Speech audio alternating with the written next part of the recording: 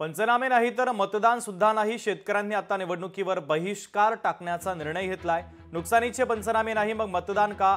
रेनाळे गावातील शेतकऱ्यांनी आता आक्रमक भूमिका घेतलेली आहे। तर मतदानावर बहिष्कार टाकण्याचा निर्णय या शेतकऱ्यांनी घेतलाय।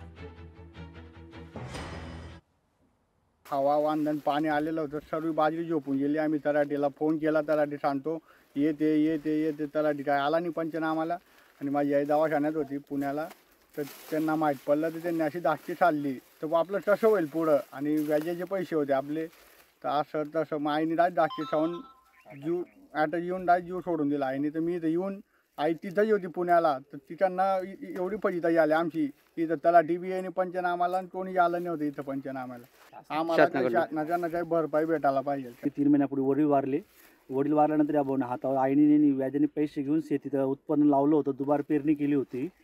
पण आईची थोडी तब्येत खराब झाल्यामुळे त्याला पुण्याला ॲडमिट केलं व त्याच दरम्यान इकडं वादळी पाऊस आला आणि आईजवळ करता पुरुष एकटा असल्यामुळे आईजवळ असणं गरजेचं होतं।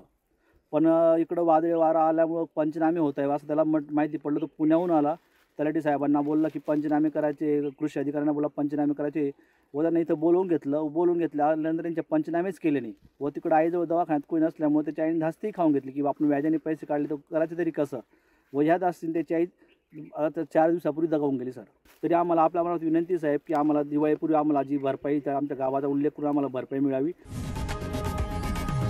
लोकशाही मराठी ऐका, पहा, जागरूक रहा।